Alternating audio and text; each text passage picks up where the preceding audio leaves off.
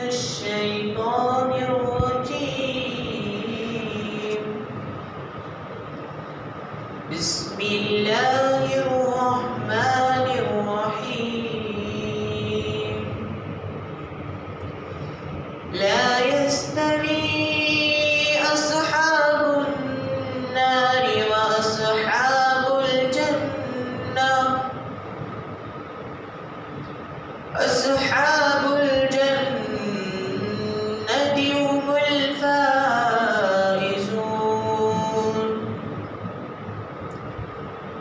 لو أنزلنا هذا القرآن على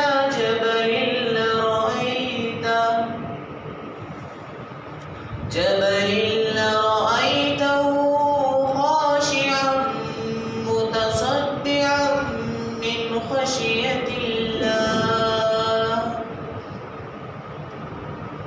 وتلك الأمثال نضربها للناس لعلهم يتفكرون. هو الله الذي لا إله إلا هو عالم الغيب والشهادة هو الرحمن الرحيم.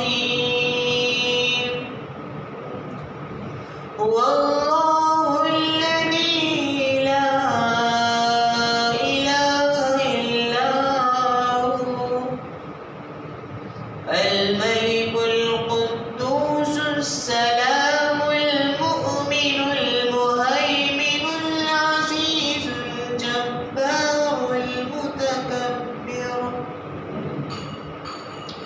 سبحان الله عما يشركون. هو الله الخالق البارئ المصور له الأسماء الحسنى. يسبح له ما في السماوات والأرض وهو العزيز الحكيم. صدق الله العظيم. میں اللہ کی پناہ چاہتا ہوں شیطان مردود سے۔ اللہ کے نام سے شروع جو نہایت مہربان رحمت والا۔ دوزخ والے اور جنت والے برابر نہیں، جنت والے ہی مراد کو پہنچے۔ اگر ہم یہ قرآن کسی پہاڑ پر اتارتے تو ضرور تو اسے دیکھتا جھکا ہوا پاش پاش ہوتا اللہ کے خوف سے۔ اور یہ مثالیں لوگوں کے لیے ہم بیان فرماتے ہیں کہ وہ سوچیں۔ وہی اللہ ہے جس کے سوا کوئی معبود نہیں، ہر نہاد و عیاں یعنی ظاہر اور باطن کا جاننے والا۔ وہی ہے بڑا مہربان رحمت والا، وہی ہے اللہ جس کے سوا کوئی معبود نہیں۔ بادشاہ نہایت پاک، سلامتی دینے والا، امان بخشنے والا، حفاظت فرمانے والا، عزت والا، عظمت والا، تکبر والا یعنی عظمت و بڑائی والا۔ اللہ کو پاکی ہے ان کے شرک سے۔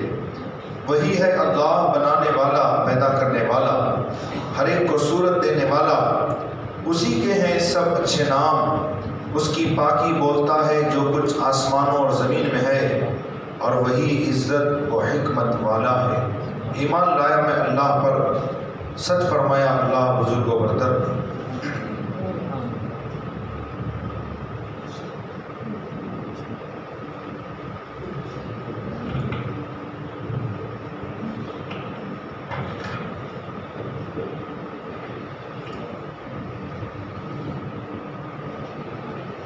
السلام علیکم ورحمۃ اللہ وبرکاتہ۔ نعت پاک پڑھنے سے پہلے ایک مرتبہ درود شریف پڑھ لیجیے۔ اللہم صلی علی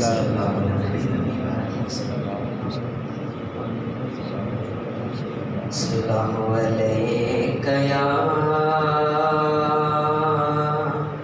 رسول اللہ وسلم علیک یا حبیب اللہ. پڑھیے صلی اللہ علیک یا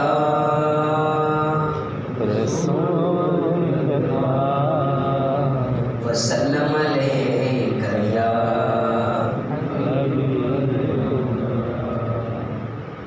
تیری سرکار میں لاتا ہے رضا اس کو شفیع. تیری سرکار میں لاتا ہے رضا اس کو شفیع. جو میرا غوث ہے اور لاڈلا بیٹا تیرا. جو میرا غوث ہے اور لاڈلا بیٹا تیرا. تو پڑھیے صلی اللہ علیہ یا رسول اللہ وسلم علیک یا حبیب اللہ. لم یاتی نذیروں کا فی نظر. لم یاتی نذیروں کا فی نظر. مثلے تو نہ شد پیدا جانا. لم یاتی نذیروں کا فی نظر. مثلے تو نہ شد پیدا جانا. جگ راج کو تاج تو رے سر سو. جگ راج کو تاج تو رے سر سو. ہے تجھ کو شہیدوں سرا جانا. انفیت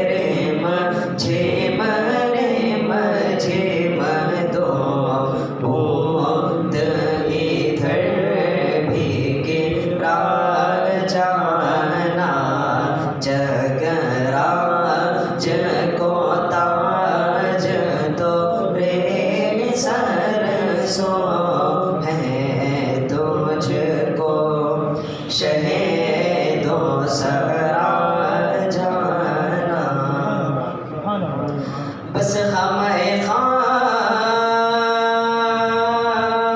میں نوائے رضا.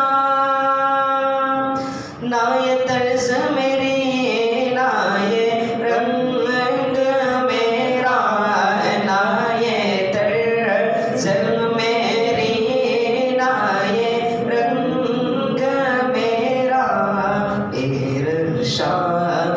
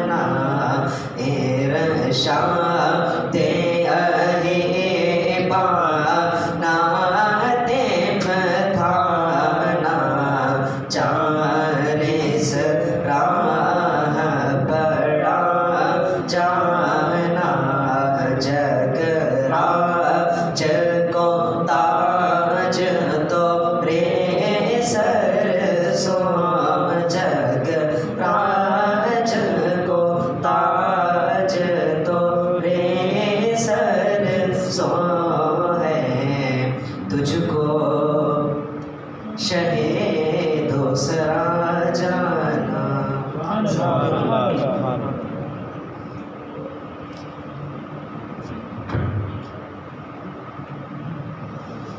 نحمده ونصلي على رسوله الكريم اما بعد فاعوذ بالله من الشيطان الرجيم بسم الله الرحمن الرحيم ففروا الى الله آمنت بالله صدق الله العظيم وبلغنا رسوله النبي الكريم ونحن على ذلك من الشاهدين والشاكرين والحمد لله رب العالمين. آئیے سب سے پہلے بڑی عقیدت و احترام کے ساتھ آقا انعامدار مدینے کے تاجدار سرور دی وقار رحمت پروردگار شفیع معظم تاجدار عرب و عجم محمد الرسول اللہ ارواحنا فداہ صلی اللہ علیہ وسلم کی بارگاہ میں نہایت ہی عقیدت و احترام کے ساتھ ہدیہ درود و سلام پیش کریں. پڑھیں بآواز بلند اللہم صلی علی سیدنا مولانا محمد معدن الجود والکرم منبع العلم والحلم والحکم وآلہ وصحبہ وبارک وسلم علیہ صلاۃ و سلام علیک یا رسول اللہ صلاۃ و سلام علیک یا حبیب اللہ صلی اللہ تعالی علیہ وآلہ وسلم. اللہ تعالیٰ نے قرآن مجید و فرقان حمید میں فرمایا من یطیع الرسول فقد اطاع اللہ. جس نے رسول کی اطاعت اور فرما برداری کی حقیقت میں اس نے اللہ عز و جل کی اطاعت اور فرما برداری کی.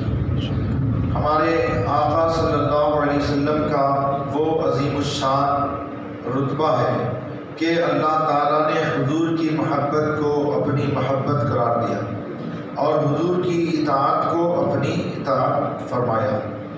تو جو حضور کی اطاعت کرے گا حقیقت میں وہ اللہ کی اطاعت کرے گا. اطاعت کا مطلب کیا ہے؟ فرما برداری کرنا. یعنی کوئی فرمان حضور پاک صلی اللہ علیہ وسلم کا ہم تک پہنچا اسے دل و جان سے تسلیم کرنا، قبول کرنا اور حتی الامکان اس کے مطابق عمل کرنے کی کوشش کرنا. یہ ہے اطاعت، یہ ہے بندگی، یہ ہے اتباع. تو اللہ تعالیٰ نے ارشاد فرمایا قل ان کنتم تحبون اللہ فاتبعونی یحببکم اللہ ویغفر لکم ذنوبکم. اے محبوب صلی اللہ علیہ وسلم آپ فرما دیں اگر تم اللہ سے محبت کرنے کا دعویٰ کرتے ہو تو تم میری اتباع کرو، میری فرما برداری کرو، میری اطاعت کرو تو اللہ تعالیٰ خود تم سے محبت فرمائے گا اور تمہارے گناہوں کو بھی معاف فرما دے گا. وہ گناہوں کا بخشنے والا مہربان ہے. حضرت سیدنا بشر حافی رحمۃ اللہ تعالیٰ علیہ پہلے بہت بڑے شراب کے کاروباری تھے، تجارت کرتے تھے، خود بھی شراب کے عادی تھے، ہمیشہ شراب کے نشے میں دھت رہا کرتے تھے. ایک مرتبہ شراب کے نشے میں چلے جا رہے ہیں تو اتفاق سے راستے میں آپ نے ایک کاغذ کا ٹکڑا دیکھا جس پر بسم اللہ الرحمن الرحیم لکھا ہوا تھا. آپ نے سوچا میرے رب کا نام نیچے پڑا ہوا ہے.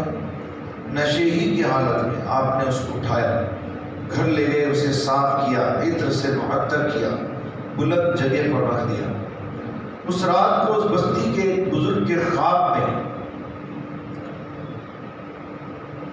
کسی نے آ کر یہ کہا کہ بشر حافی سے جا کر کہو کہ اللہ ان کو سلام فرماتا ہے. یہ بزرگ حیران تھے.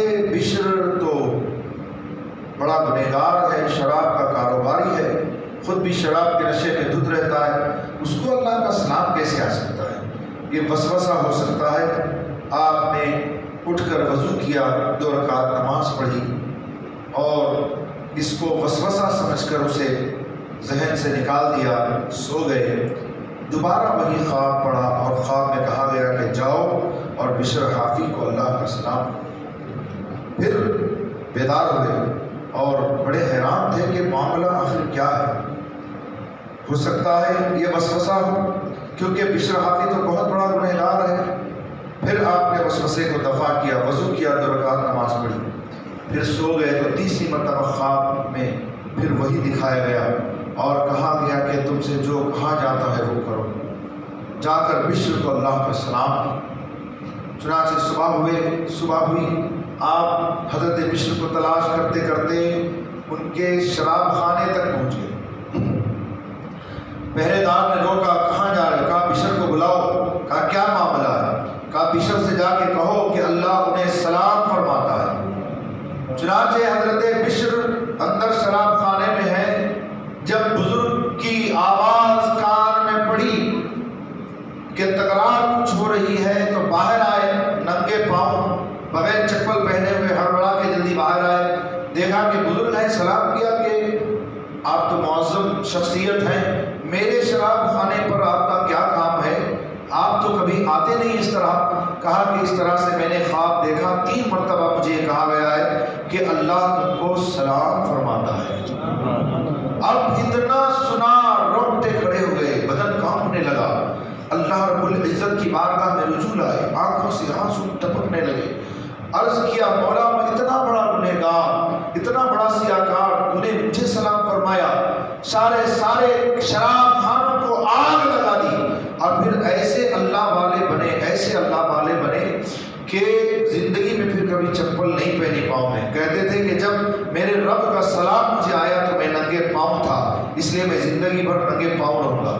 اور ایک روایت میں کہ فرمایا کرتے تھے یہ اللہ کا فرش ہے، میرا دل نہیں چاہتا کہ میں اسے چپل سے روندوں، اس لیے ننگے پاؤں چلا کرتے تھے۔ ایک مرتبہ ایک کسان کے بیل نے گندگی کر دی تو کہا جس راستے میں حضرت بشر حافی گزرا کرتے تھے وہاں پر گندگی کر دی، تو اس نے کہا کہ یقیناً ہو نہ ہو آج بشر حافی کا انتقال ہو گیا ہے، اس لیے کہ ان کے چلنے کے راستے میں کبھی جانور ان کی ادب اور تعظیم کی وجہ سے پیشاب پاخانہ نہیں کرتے تھے، آج کر رہے ہیں، تو پتہ چلا یقیناً حضرت بشر حافی کا انتقال ہو گیا۔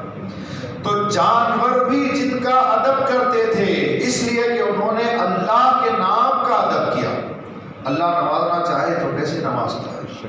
تو اس لیے کہتے ہیں سعادت بزور بازو نیست تا نبخشت خدائے بخشندہ۔ یہ جو ہے نا یہ رتبہ، یہ جو ولایت، یہ غوثیت، یہ قطبیت، یہ سب جو ہے وہ بزور بازو نہیں ملتا کہ آدمی عبادت کے ذریعے سے چاہے میں وہ مرتبہ حاصل کروں تو نہیں پا سکتا جب تک کہ بخشنے والا خدا نہ بخشے اور اللہ کا فضل و کرم جب تک اس پر نہ ہو۔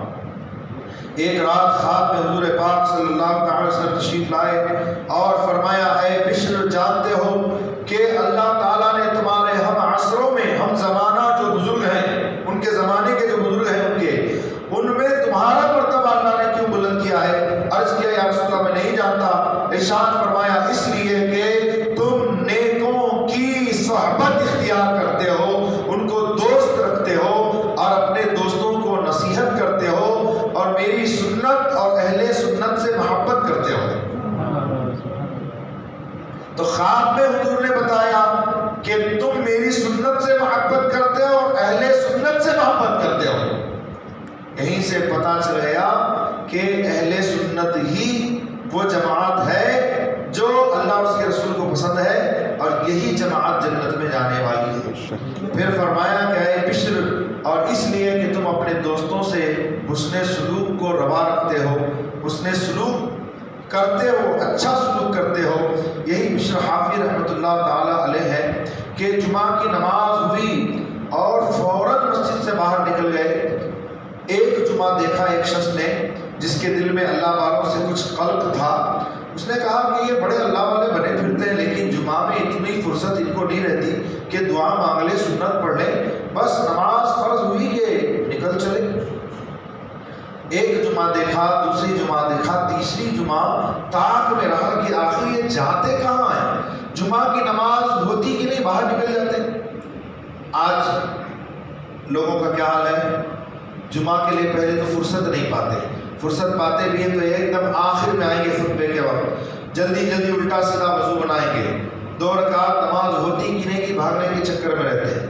اس سے بھی زیادہ اپنے آپ کو صبر کر کے نفس کو روک کے رکھے تو فرض کی نماز کے بعد دعا، بس اس کے بعد غائب جو ہوتے ہیں پھر آئندہ جمعہ ہی دکھتے ہیں۔ یہ لوگوں کا حال ہے. ان کو دنیا کھینچتی رہتی ہے، باہر نکل جلدی مسجد کے باہر نکل. مسجد میں دل نہیں لگتا.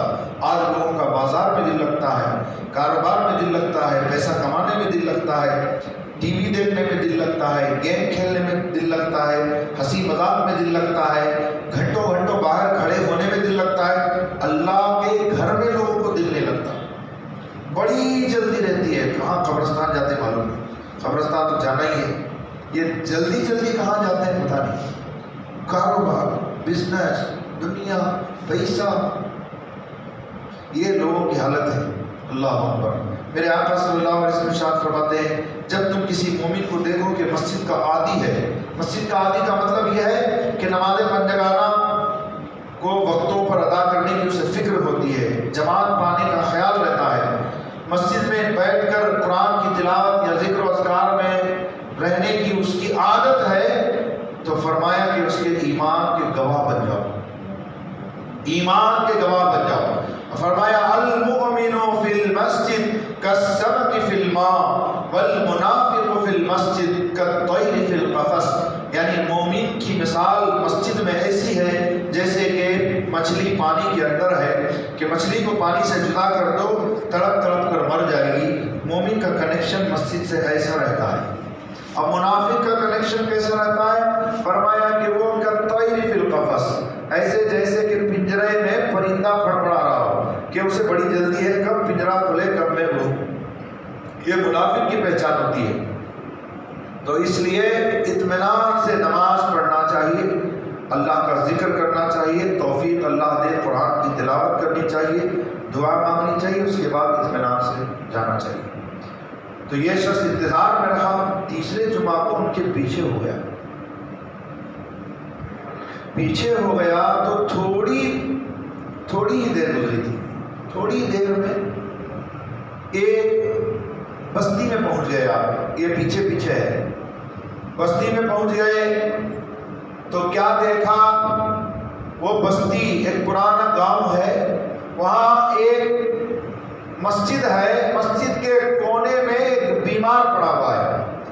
اچھا، اس نے کیا دیکھا کہ یہ جیسے مسجد سے باہر نکلے حضرت بشر حافی، انہوں نے بازار سے روٹی خریدی. یہ دل میں خیال کر رہا ہے کیا یہ اللہ والے ہیں، ان کو روٹی کھانے کی اتنی جلدی ہے کہ نماز پڑھ کے برابر سے سنت بھی نہیں پڑھی، دعا بھی نہیں مانگی، اتنی جلدی نکل گئے، ان کو روٹی کی اتنی فکر ہے. تو پیچھے پیچھے چلتا گیا تو گاؤں میں پہنچ گئے. دیکھا کہ ایک مسجد ہے اور اس مسجد میں کے کونے میں ایک بیمار آدمی پڑا ہے. حضرت بشر حافی گئے، سلام کیا، بیٹھ کر روٹی توڑ توڑ کر اسے کھلانے لگے. یہ سب معاملہ چھپ چھپ کر دیکھتا رہا. حضرت بشر حافی رحمۃ اللہ علیہ نے اسے روٹی کھلائی، طبیعت وغیرہ پوچھی، اس کے بعد آپ وہاں سے نکل گئے. جب نکل گئے تب یہ بیمار کے پاس آیا اور آ کر کے کہتا ہے کہ تم یہاں کب سے بیمار ہو اور یہ کون سی جگہ ہے؟ تو اس نے کہا کہ میں کافی عرصے سے بیمار ہوں اور ہر جمعے کو یہ آتے ہیں مجھے روٹی کھلاتے. کہا یہ کون سی جگہ ہے؟ کہا یہ نہاوند ہے. نہاوند مطلب ہزاروں کلومیٹر دور. کہا اتنی دور؟ میں تو چند قدم چلا تھا ان کے پیچھے یہاں پہنچ گیا. اور پتہ نہیں چلا اس کو، ہزاروں کلومیٹر دور چلے گئے حضرت اور حضرت کے پیچھے پیچھے رہا. اس کو بھی پتہ نہیں چلا، چند قدم چلا، سینکڑوں کلومیٹر پار کر گئے، چند ہی لمحوں میں پہنچ گیا. اب کہا کہ اب وہ کب آئیں گے؟ کہا اب تو وہ آئندہ جمعہ ہی کو آئیں گے. اب وہ کہتا ہے کہ میں مجبور کیا کرتا کیونکہ مجھے تو راستہ پتہ نہیں، اتنی دور ہوں میں انتظار میں وہیں رک گیا 1 ہفتے تک. پھر آئندہ جمعہ کو حضرت تشریف لائے اور پھر اس نے حضرت سے معافی چاہی اور اپنی حالت بیان کی. تو حضرت بشر حافی رحمۃ اللہ علیہ غضبناک ہو گئے. ارشاد فرمایا کہ تو میرے پیچھے کیوں آیا؟ تو نہیں جانتا اللہ کے حکم سے ہر جمعہ کو میں اس بیمار کی بیمار کرسی کو آتا ہوں اور روٹی لا کر اسے میں کھلاتا ہوں. تو حضرات یہ حضرت بشر حافی ہیں، یہ اللہ والوں کی شان ہے. تو اللہ والوں کی شان ہم اور آپ کیا سمجھ سکتے ہیں یہ سب جو ان کو رتبہ ملا ہے یہ اطاعت خدا و اطاعت مصطفیٰ صلی اللہ علیہ وسلم کی نسبت سے ملا ہے۔ درود پاک پڑھیں، اللہم صلی علی سیدنا محمد وعلی آلہ وصحبہ اجمعین۔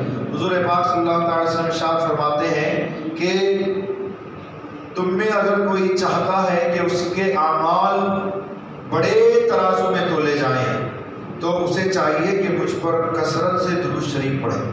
اور فرماتے ہیں صلی اللہ علیہ وآلہ وسلم کہ تمہارا درود پڑھنا مجھ پر قیامت کو تمہارے لیے نور بنے گا، کہ قیامت میں پلسرات بالکل اندھیرا ہوگا، بالکل اندھیرا، اور بال سے زیادہ باریک، تلوار سے زیادہ تیز، لیکن جو دنیا میں درود پاک پڑھنے کا عادی ہوگا تو یہ درود اس کے لیے پلسرات پر نور بن کر چمکے گا اور وہ بڑی آسانی کے ساتھ پلسرات پار کر دے گا، بڑی آسانی کے ساتھ پلسرات پار کرے گا۔ حدیث شریف میں آیا ہے کہ جب بے نمازی مرتا ہے اور قبر میں جاتا ہے تو ایک اژدہا جس کا نام شجاع ہے، گنجا اژدہا، اس کے اوپر مسلط کر دیا جاتا ہے، جس کی آنکھوں سے آگ برستی ہے اور اس کے ناخون جو ہیں وہ اتنے لمبے ہیں کہ ایک دن آدمی پورا چلتا رہے تب بھی اس کی لمبائی ختم نہ ہو۔ وہ بجلی جیسی کڑک آواز میں کہتا ہے کہ میں تجھ پر اللہ کی طرف سے نماز چھوڑنے کی وجہ سے مسلط کیا گیا ہوں۔ فجر کی نماز چھوڑا تو ظہر تک، ظہر کی نماز چھوڑی تو عصر تک، عصر کی چھوڑی تو مغرب تک، مغرب کی چھوڑی تو عشاء تک، عشاء کی چھوڑی تو عشاء سے لے کر فجر تک وہ اژدہا اسے ڈستا ہے۔ سرکار فرماتے ہیں جب ایک مرتبہ ڈستا ہے تو 70 ہاتھ زمین میں وہ دھس جاتا ہے۔ اللہ تعالی ہم سب کو نماز پنجگانہ کی پابندی کی توفیق عطا فرمائے۔ حضرت ابن سنان رضی اللہ تعالیٰ عنہ کے پاس چند تابعین پہنچے اور جا کر حضرت کی بارگاہ میں بیٹھ گئے۔ کچھ دیر بات ہوتی رہی، بہت دیر ہو گئی تو حضرت ابن سنان رضی اللہ عنہ نے کہا کہ چلو ہمارے پڑوس میں ایک شخص کے بھائی کا انتقال ہو گیا ہے، ہم اس کی تعزیت کو چلتے ہیں۔ تعزیت کرنا سنت ہے، یعنی اپنے رشتہ داروں میں، پڑوسیوں میں اگر کوئی سنی صحیح العقیدہ مسلمان مرے تو بدعقیدہ کی تعظیم اور اس کی تعزیت کرنا حرام، سخت حرام ہے، اور معاذ اللہ اگر وہ کفر تک پہنچ گیا ہے، اللہ اس کے رسول کی شان میں توہین کر کے یا توہین کرنے والوں کو مسلمان جان کر وہ خود کافر ہو گیا، اگر اس کو مسلمان جان کر کے اس کی تعزیت کی، تعظیم کی تو یہ خود بھی کافر ہو گیا۔ اس لیے چاہے پڑوسی ہو، رشتہ دار ہو، بدعقیدہ ہے، رافضی ہے، شیعہ ہے، وہابی، دیوبندی، تبلیغی جماعت والے، ان کی عیادت بھی نہیں کرنا، نہ ان کی نماز جنازہ پڑھنا، نہ یہ مر جائیں تو نہ ان کے کفن دفن میں ساتھ رہنا۔ سنی صحیح عقیدہ مسلمان مرے اس کی تعزیت کرنا یہ سنت ہے۔ تعزیت کے الفاظ کیا ہیں کہ اللہ تبارک و تعالیٰ اس کی مغفرت فرمائے، تمہیں صبر جمیل اور اجر جزیل عطا کرے، اللہ تعالیٰ اس کی آخرت کی منزل کو آسان فرمائے، یہ ہے تعزیت۔ 3 دن تک تعزیت جائز ہے، اس کے بعد جائز نہیں ہے۔ ہاں اگر کوئی باہر تھا، تعزیت نہ کر سکا، 3 روز کے بعد آیا، تب جا کر بھی وہ تعزیت کر سکتا ہے۔ لیکن عورت مرد کا سوگ منائے گی 4 مہینہ 10 دن، اور دوسرے لوگ صرف 3 دن سوگ منائیں گے۔ کتنے دن؟ 3 دن۔ عورت شوہر کے انتقال پر 4 مہینے 10 دن سوگ منائے گی۔ طلاق، خلا، اس کی عدت الگ ہے، اور شوہر مر جائے تو اس کی عدت الگ ہے۔ لوگ دونوں کو ایک سمجھتے ہیں کہ طلاق ہو جائے تو بھی سمجھتے ہیں 4 مہینے 10 دن۔ 4 مہینے 10 دن صرف شوہر کی وفات پر ہے، اور طلاق یا خلا ہو جائے تو اس کی عدت 3 بار حیض آ کر، یعنی اس کو جو ماہواری ہوتی ہے، جو ماہواری خون آتا ہے جس میں وہ نماز روزہ نہیں کر سکتی، اس میں جو پاک ہوتی ہے تو 3 طہر گزرنا، 3 پاکی گزرنا، یعنی وہ خون آ کر 3 مرتبہ پاک ہو جائے تو وہ عدت گزر جاتی ہے۔ اس کے بعد وہ دوسرا نکاح کر سکتی ہے. لیکن شوہر کی وفات کی عدت جو ہے وہ کتنے دن ہے؟ 4 مہینے 10 دن. اور اس درمیان وہ سنگار نہیں کرے گی، رنگین کپڑے نہیں پہنے گی، خوشبو نہیں لگائے گی، تیل اور کنگھی نہیں کرے گی، چوڑیاں نہیں پہنے گی اور باہر نہیں نکلے گی گھر سے. زیب و زینت آرائش کچھ بھی سجنے سنورنے کا بندوبست نہیں کرے گی. اگر جوئیں پڑنے کا اندیشہ ہو بعد میں کنگھی نہ کرنے، تیل نہ لگانے کی وجہ سے، تو تیل لگانے اور کنگھی کرنے کی اجازت ہے. اس کے علاوہ جو زیبائش آرائش کی جو چیزیں ہیں وہ اس کو استعمال نہیں کر سکتی. اور بلا ضرورت شدید وہ باہر نہیں جا سکتی. اگر بہت زیادہ ضرورت ہے کہ گھر میں کوئی نئی سودا صرف کچھ لانے والا تو جائے، لیکن رات ہونے سے پہلے، شام ہونے سے پہلے واپس آئے اور رات وہ گھر ہی میں گزارے. لیکن یہ بہت کم ایسا ہوتا ہے کہ اس کو ایسی ضرورت پڑ جائے کہ گھر میں کوئی نہ ہو.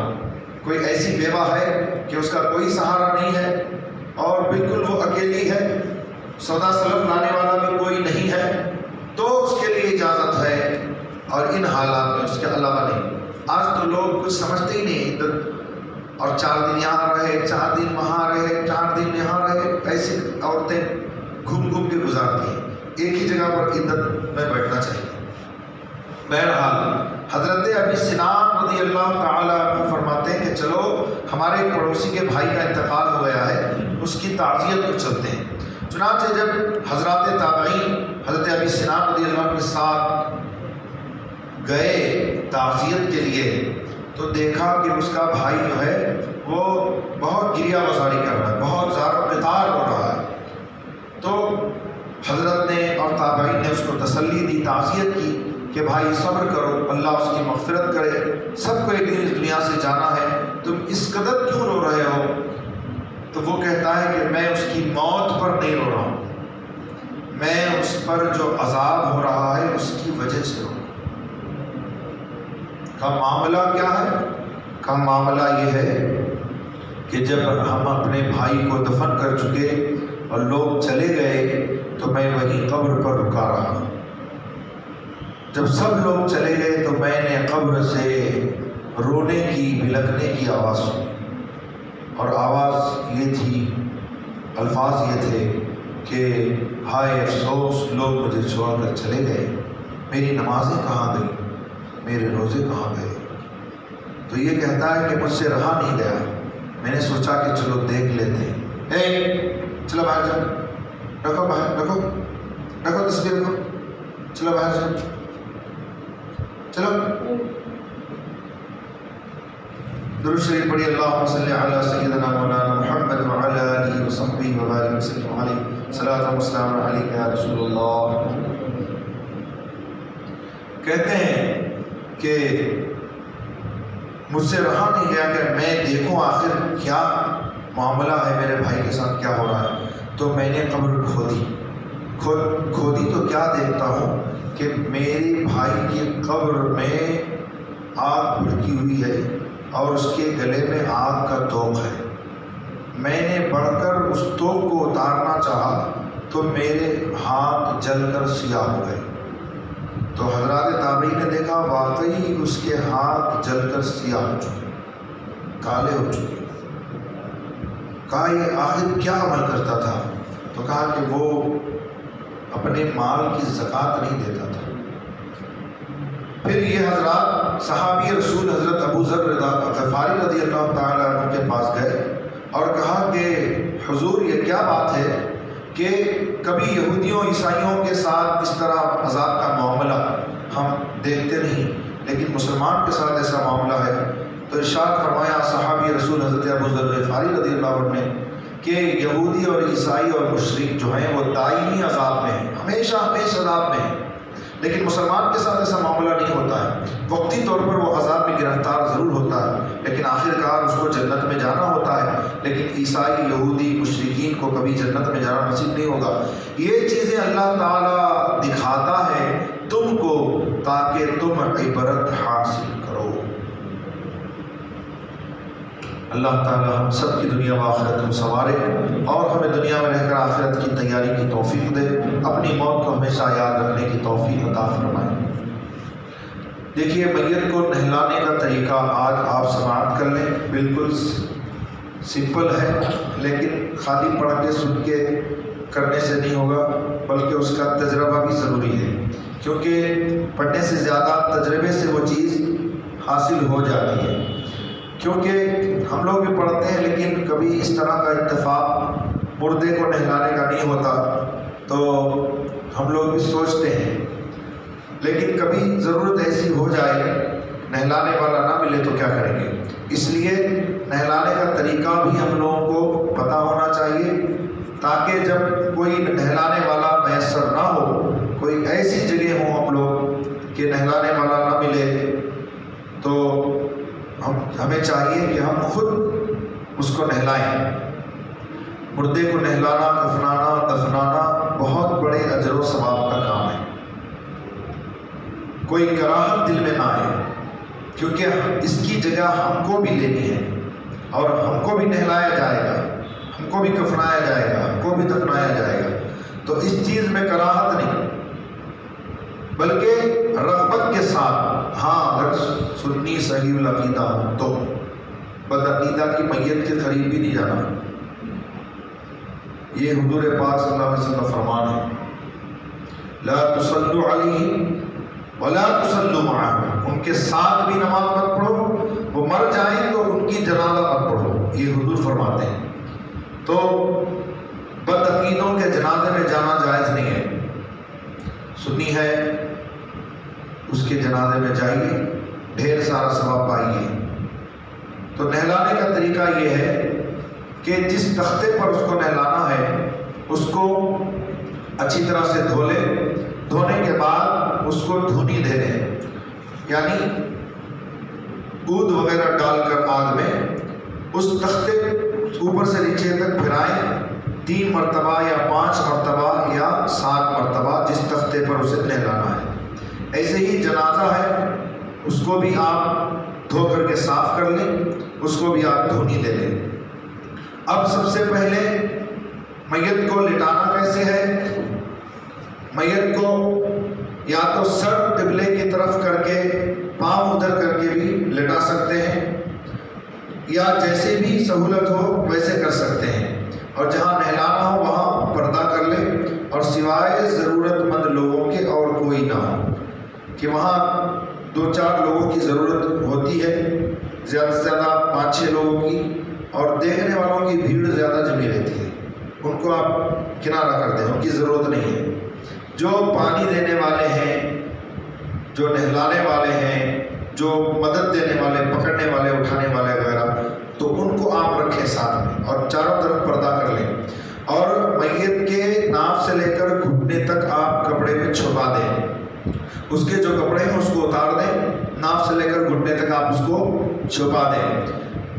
بہتر یہ ہے کہ نہلانے والا باطہارت ہو، باوضو ہو، اور کوئی دیندار جو نہلانے کا طریقہ اچھی طرح سے جانتا ہے، سنی صحیح العقیدہ مسلمان، وہ ہو، اور سب سے پہلے وہ کپڑے ہاتھ میں کپڑا لپیٹ کر اس کو استنجا کرائے۔ استنجا کا طریقہ کہ دھیرے دھیرے پیٹ ملے اور ڈھیلے وغیرہ سے اس کو پہلے صاف کر لے، اور اس کے بعد وہ پٹی کھول دے ہاتھ کی، اور اس کے بعد میت کو وضو کرائے۔ استنجا کرانے کے بعد وضو کرانے میں 3 مرتبہ گھٹنوں تک ہاتھ دھلانا، کلی کرانا، ناک میں پانی چڑھانا نہیں ہے میت کے لیے، بلکہ کوہنیوں تک پہلے منہ دھونا ہے، جہاں سے پیشانی کے بعد سے جھڑی کے نیچے تک، ایک کان کے لو سے دوسرے کان کے لو تک 3 مرتبہ کوہنیوں سمیت ہاتھ دھونا، پھر سر کا مسا دونوں پاؤں ٹخنوں سمیت دھلا دینا ہے۔ اس کے بعد اسے بائیں کروٹ کر کے اوپر سے نیچے کے تختے تک پہنچ جائے پانی بہانا ہے، کم سے کم 3 مرتبہ پانی بہانا یہ سنت ہے، 1 مرتبہ پانی بہانا فرض ہے۔ پھر اس کو داہنی کروٹ کر کے اوپر سے نیچے تک 3 مرتبہ پانی بہا دیں۔ اس کے داڑھی کے بال اور سر کے بال کو گلے خیر سے یا صابن سے جو اسلامی کارخانے کا بنا ہوا ہو، اس صابن سے اس کے داڑھی کے بال کو اور سر کے بالوں کو آپ دھو دیں، اور کچھ چیز ملتی ہے بال وغیرہ دھونے کے لیے، اس سے بھی آپ دھو سکتے ہیں۔ پانی جو ہے وہ نیم گرم ہونا چاہیے، زیادہ گرم بھی نہیں زیادہ ٹھنڈا بھی نہیں، اور اس پانی کو بیری کے پتے وغیرہ ڈال کر جس سے میل کٹ جائے، پانی صاف ہو جائے اور بدن اچھی طرح سے دھل جائے، اس طرح سے آپ پانی اس کو گرم کر لیں، ہے نا۔ اور جو پانی نکالنے والے ہیں اور جو وہاں مدد دینے والے ہیں، سب اگر باوضو ہو تو بہتر، ورنہ واجب اور فرض نہیں ہے، لیکن اتنا تو ضرور ہے کہ کم سے کم 3 مرتبہ اپنے ہاتھ کو دھل لیں، اس کے بعد پانی میں ہاتھ ڈالیں، کیونکہ بغیر دھلا ہوا ہاتھ بلکہ ایک انگلی بلکہ ناخن کا ایک پورا پانی میں چلا گیا تو وہ مستعمل ہو جائے گا، ہے نا۔ تو اس سے پرہیز کریں۔ تو ان لوگوں کو مسئلہ بھی بتا دیں، آج کل جو غسال لوگ غسل دیتے ہیں نا، یہ بہت بڑے نالائق ہوتے ہیں، جی سمجھے آپ، بہت بڑے نالائق ہوتے ہیں، یعنی جیسی مرضی میں آتا ویسے کرتے ہیں، اور بغیر دھلا ہوا ہاتھ یہی سب سے پہلے ڈالتے ہیں۔ دوسرے لوگ کیا کریں گے پرہیز، وہ لوگ خود بغیر دھلا ہوا ہاتھ اس پہ ڈال دیتے ہیں، کیونکہ ان کو طہارت کے مسائل پتہ نہیں ہوتے، اگر بتاتے ہیں تو چڑ جاتے ہیں، ہم نہ معلوم، ہمارا تجربہ ہے، یہی تجربہ ہے بغیر دھلا ہوا ہاتھ پانی میں ڈالنے کا، بہت اچھا تجربہ ہے۔ خیر یہ بھی تو مرے گا تو اس کو بھی پتہ چلے گا اس کا نہلانا اور کفنانا کیسے ہوگا۔ بہرحال اس کے بعد پورے بدن کو آپ صابن سے ریٹھا سے مل کر کے اچھی طرح سے دھو لیں، پورے بدن پر آپ پانی اچھی طرح سے بہائیں، اور آخر میں کافور ملا ہوا پانی اوپر سے نیچے تک بہا دیں۔ آخر میں اس سے پہلے آپ کو یہ کرنا ہے کہ آہستہ سے اس کو پکڑ کے اٹھانا ہے، بیٹھانا ہے، کہ پیچھے سے 2-3 لوگ پکڑیں اور اس کو بٹھلائیں، اور آہستہ سے اس کے پیٹ پر ہاتھ پھرانا ہے، اگر کوئی چیز نکلی اس کو دھل دے پانی وغیرہ سے، لیکن وضو اور غسل کو اعادہ کرنے کی ضرورت نہیں ہے، وضو اور غسل کو دوبارہ کرانے کی ضرورت نہیں ہے، صرف اس ناپاکی کو دھلنے کافی ہے۔ اس کے بعد آپ کافور کا پانی بہا دیں۔ میت کے بال اور ناخن کاٹنا جائز نہیں ہے، ہاں اگر میل وغیرہ ناخن میں جمع ہو اسے چھڑا سکتے ہیں، لیکن ناخن کاٹ نہیں سکتے، بال نہیں کاٹ سکتے۔ عورت کو عورت نہلائے، مرد کو مرد نہلائے۔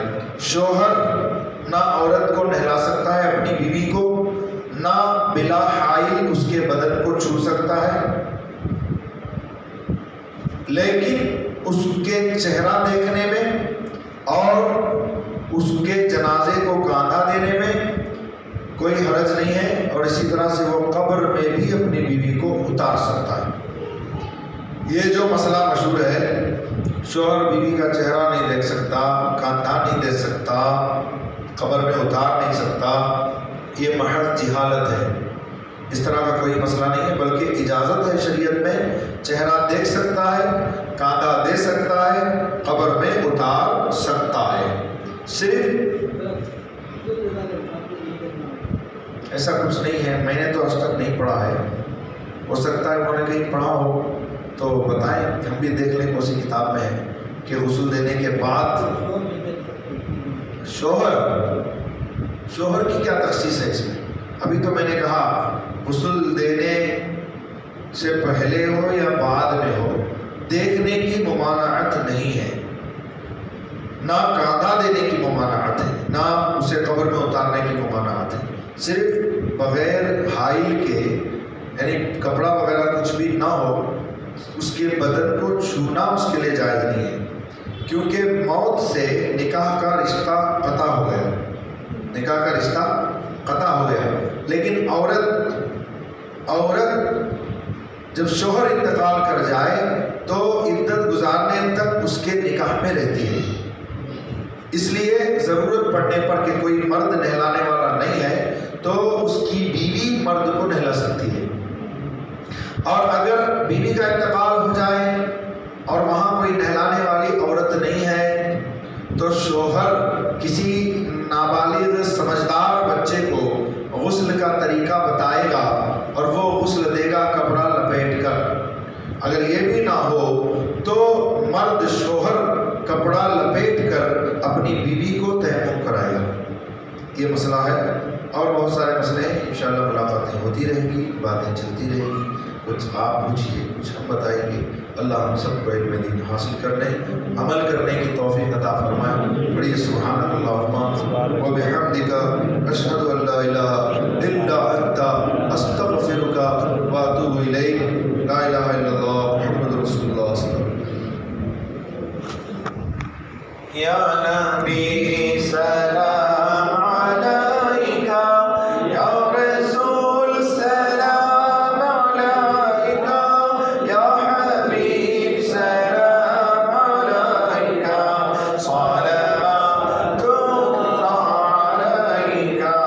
بھیج دو اپنی عطائیں، معاف دو ساری خطائیں، دور ہو غم کی گھٹائیں، مجد میں ہم یوں سنائیں۔ یا نبی سلام علیکہ، یا رسول سلام علیکہ، یا حبیب سلام علیکہ، السلام علیکم و رسول اللہ علیہ وسلم۔ اللہ یا اللہ یا رحمن الرحیم، تیرے کرم سے، تیرے فضل سے، تیرے حبیب صلی اللہ تعالیٰ علیہ وآلہ وسلم صدقے سے جو اس اجتماع میں بیان ہوا، ذکر و اذکار اور قرآن شریف کی تلاوت، نعت خوانی اور وعظ و نصیحت اور احکام و مسائل کا بیان ہوا، ان تمام میں اگر کسی طرح کی کوئی غلطی رہ گئی ہو تو معاف فرما اور اپنی بارگاہ میں قبول فرما۔ دل و جان سے احکام شریعہ پر عمل کی توفیق دے، ہماری جان مال عزت آب و ایمان عقیدوں کی حفاظت فرما، دنیا میں رہ کر آخرت کی تیاری کی توفیق دے، ایمان پر زندہ رکھ، ایمان پر موت عطا فرما۔ یا اللہ نزا کی سختیوں کو دور فرما، موت کی سختیوں کو دور فرما، عذاب قبر سے ہمیں محفوظ فرما، عذاب جہنم سے، عذاب محشر سے ہماری حفاظت فرما۔ تیرے محبوب صلی اللہ تعالیٰ علیہ وسلم کے پاکیزہ دین پر استقامت عطا کر اور اسی پر خاتمہ و خیر عطا فرما۔ صلی اللہ تعالیٰ علیہ وسلم۔